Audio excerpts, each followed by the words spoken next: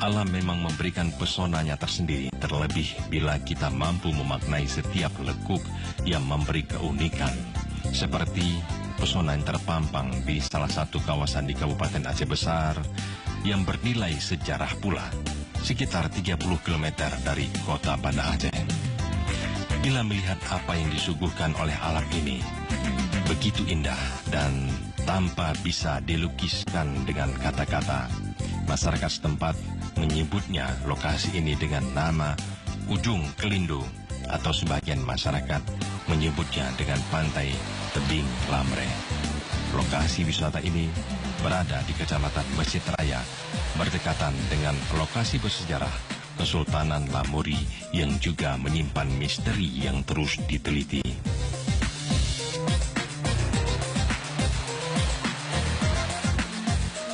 Ombak yang menghampas dinding tebing meliuk perlahan di bibir pantai di antara tebing yang menawan.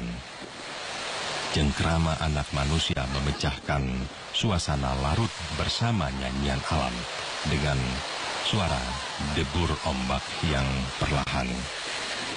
Ritme alam yang sangat harmonis serasa enggan merenggangkan asa menanti belayan pengunjung.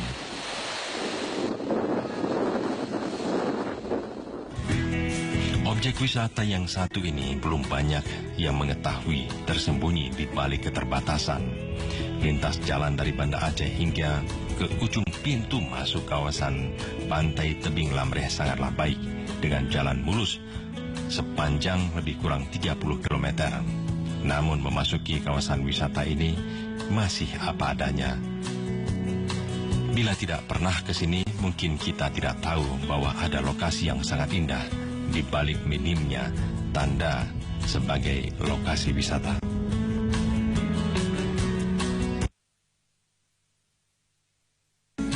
Inilah sebuah realita yang masih menjadi kenyataan. Keindahan yang menganga belum terpanggil para pengambil kebijakan, mengukir kebijakan, merubah potensi menjadi rahmat yang berdampak luas, termasuk bagi daerah Aceh Besar untuk peningkatan asli daerah. Kami sebagai masyarakat Lamre, sebenarnya kami bikin jalan ini Pak bertahap-tahap nih kan, karena dana kami tidak ada Pak. Sebenarnya kami kumpul sikit-sikit dari masyarakat, dari anak muda, kami bikin jalan Pak. Alam indah segini nggak ada yang peduli. Kami sebagai penduduk Lamre mengharapkan kepada pemerintah Aceh biar pedulilah. Mereka yang telah berkesempatan melihat keindahan pantai Ujung Kelindo tidak akan mengatakan ini perjalanan yang tidak bermakna dan sia-sia. Namun suguhan pesona membuat kesejukan jiwa dan rasa yang sulit untuk diterjemahkan dalam kata, kendati sarana sebagai layaknya kawasan wisata belum dijumpai di sini. Luar biasa. Kalau tempat seindah seperti ini tidak dipedulikan oleh pemerintah, terutama akses jalan ke lokasi ini, mau tempat di mana lagi yang seindah ini dijadikan objek wisata unggulan. Mereka yang menikmati keindahan wisata Ujung Kelindo sebagian berdasarkan informasi dari 1-2 orang yang telah sebelumnya pergi ke lokasi ini dan tentunya belum dikemas secara baik.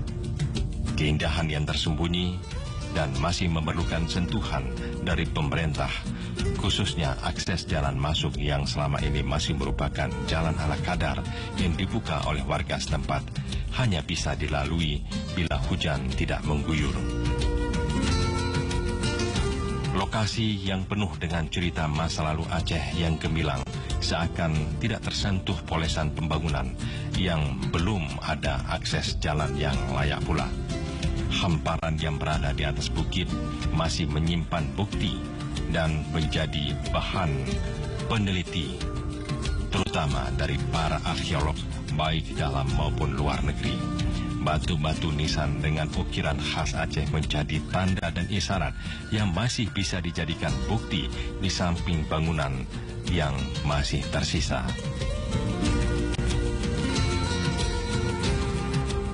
Kerajaan Lamuri telah meninggalkan sebuah lintas kebudayaan dan peradaban yang istimewa dalam perjalanan sejarah Islam Nusantara.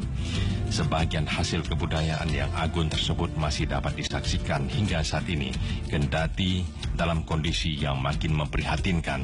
Para peneliti terus berupaya mengungkap berbagai informasi masa lalu sebagai pembelajaran bagi generasi kini dan mendatang.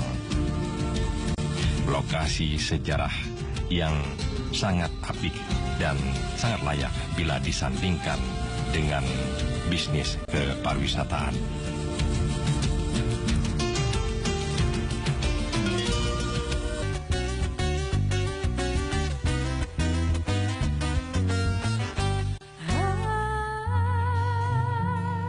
Kembali lagi Anda masih menyaksikan Semangat Pagi Indonesia. Leni, tadi kita lihat bahwa teman-teman dari Aceh, ada Nita dan juga Kukuh, udah ngajak kita minum kopi. Nah, udah ngajak kita jalan-jalan. kopi yang sangat khas tadi ya. Betul. Karena masing-masing kedai kopi mempunyai alat penggiling sendiri-sendiri dan tampaknya memakai alat tradisional kayu bakar kalau tidak salah tadi. Betul. Tidak heran kalau rasanya sangat enak. Nah, kalau tadi kita juga sempat udah diajak jalan-jalan mengenai geliat pembangunannya sudah. Kemudian pariwisatanya juga sudah. Pariwisatanya. Nah, kita bilang bahwa Aceh sendiri juga memiliki wisata sejarah. Dan bahkan tadi pada saat kita diajak jalan-jalan untuk mengunjungi salah satu pantainya, di situ juga disebutkan bahwa ada satu kerajaan yang memang berdiri sejak awal, yaitu kerajaan Lamuri. Betul sekali. Langsung saja kita tanya pada Nita dan Kukuh. Untuk membahas tentang seluk-beluk sejarah Aceh yang saat ini masih tersimpan pada kerajaan Lamuri ini bersama pakar arkeolog Bapak Dr. Husaini ya, dan akan dipandu oleh presenter Tuku Maimun Umar berikut ini. Assalamualaikum warahmatullahi wabarakatuh. Pada sesi dialog kita pada kesempatan ini kami mengetengahkan tema Kerajaan Aceh jauh sebelum Aceh Darussalam. Tentu saja ini merupakan kawasan Lamuri di mana penelitian juga banyak dilakukan oleh mereka dari luar sana termasuk Cheng Ho. Lamuri ada pada abad ke-9 Masehi. Di samping saya adalah salah seorang sejarawan Aceh yang juga arkeolog, Dr. Husaini Ibrahim. Assalamualaikum Pak Husaini. Ini sedikit cerita nih mengenai hasil penelitian dari dokter sendiri mengenai kawasan Lamuri ini. Ya, baik, terima kasih. Pertama sekali, kalau kita berbicara sejarah Indonesia klasik, tentu ada dua sumber yang sangat penting. Yang pertama adalah sumber dalam negeri, dan yang kedua adalah sumber luar negeri. Khusus mengenai Lamuri sebagai salah satu situs sejarah yang sangat lama dan memiliki peninggalan-peninggalan yang banyak. Ada banyak orang yang pernah meneliti situs ini. Pertama, dari sumber luar negeri kita dapat memperoleh misalnya Ibnu Qardabeh, itu abad ke-9, Mas'udi abad ke-10, Sulaiman abad ke-10. Juga ada berita-berita dari Cina seperti Cheng Ho, itu abad ke-15, kemudian ada lagi dari Marco Polo, abad ke-13. Juga ada sumber-sumber dalam negeri yang sangat penting. Misalnya adanya peninggalan-peninggalan berupa bangunan-bangunan seperti benteng. Misalnya benteng Kota Lubuk, benteng Indrapatra, Indrapurwa, dan juga ada kaitan dengan benteng Indrapuri. Demikian juga dari sumber-sumber tulisan di dalam negeri seperti Hikayat Aceh, Sejarah Melayu, dan juga ada dalam berita Negara Kartagamang. Baik, apa yang unik yang Bapak temuin? Banyak hal memang yang kita jumpai dari hasil-hasil penelitian yang kita lakukan. Yang pertama sekali, bahwa terdapat bukti-bukti kebesaran Lamuri pada masa lalu.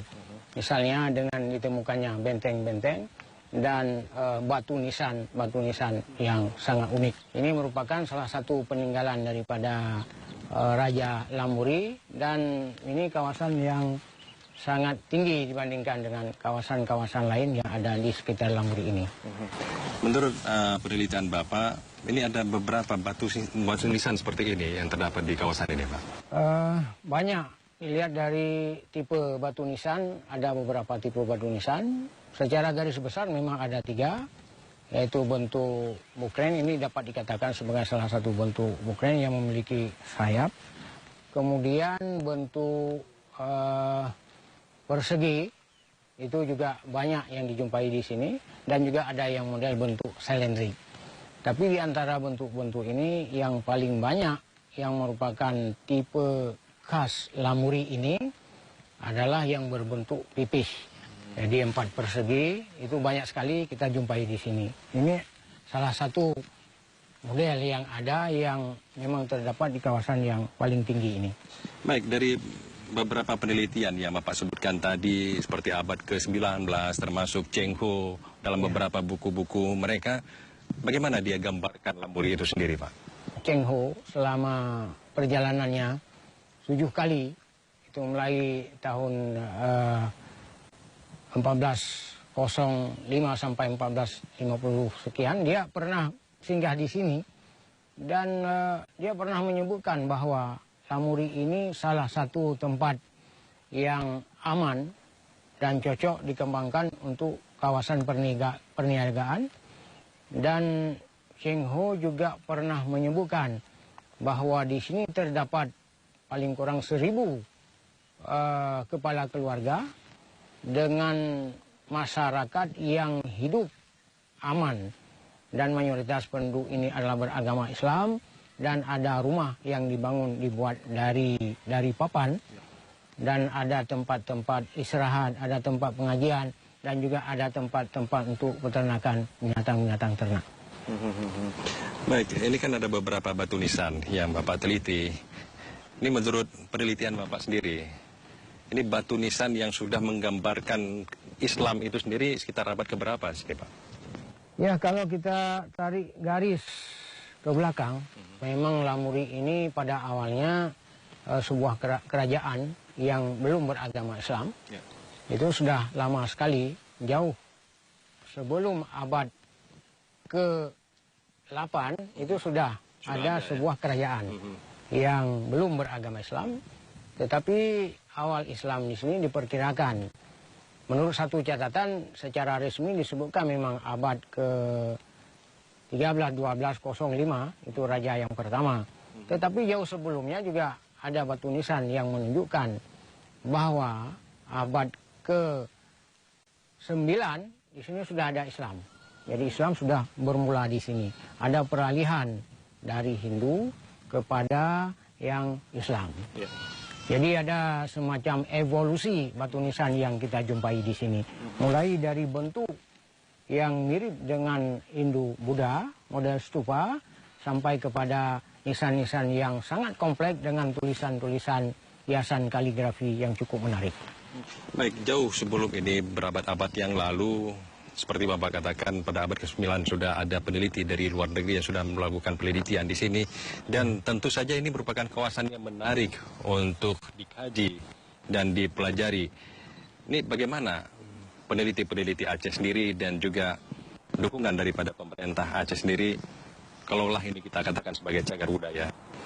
Ya, sebenarnya setelah kita lakukan penelitian, kita juga akan mengusulkan supaya situs ini dapat ditetapkan sebagai sebuah situs cagar budaya. Tetapi ini memerlukan waktu proses yang agak panjang sedikit. Sebenarnya dari dulu ini harus diusulkan menjadi situs cagar budaya. Tetapi belum ada kepedulian pemerintah secara nyata tentang persoalan ini. Karena ini kan banyak situs-situs yang mulai rusak, dan bisa saja ini punah seketika dengan beralih fungsi penggunaan kawasan ini. Iya, memang kita sangat mengkhawatirkan keberadaan situs ini. Kalau tidak dilakukan perlindungan secara menyeluruh, suatu saat situs ini juga akan hilang. Apalagi ada rencana hari itu ingin dibuat lapangan golf di sekitar situs ini. Jadi ini satu hal yang sangat mengaburkan nilai-nilai sejarah yang sangat penting, terutama bagi kita dan juga kepada generasi muda yang akan datang. Apa catatan penting yang ingin Pak Dokter sampaikan ini? Catatan penting yang perlu disampaikan bahwa situs Lamuri di Bukit Lamre ini harus ditetapkan sebagai situs cagar budaya. Karena ini penting untuk menjaga keselamatan daripada situs itu sendiri. Kalau tidak, kita khawatirkan suatu saat semua peninggalan yang ada di sini akan musnah, akan hilang. Apakah disebabkan oleh tangan manusia atau kerusakan disebabkan oleh faktor lain seperti alam dan juga binatang yang sering merusak kondisi-kondisi yang ada di sini. Baik, terima kasih Pak Dokter. Semoga sukses dan hasil penelitian Bapak tentunya sangat berharga untuk daerah dan negeri ini, Pak. Terima kasih, mudah-mudahan insya Allah akan tertemu. Saudara pemirsa, kita tidak ingin kembali ke masa lalu, namun sejarah merupakan salah satu sarana untuk menampakkan identitas kita. Kalau kita menghapus sejarah, berarti kita menghapus identitas kita sendiri. Terima kasih atas perhatian. Assalamualaikum warahmatullahi wabarakatuh.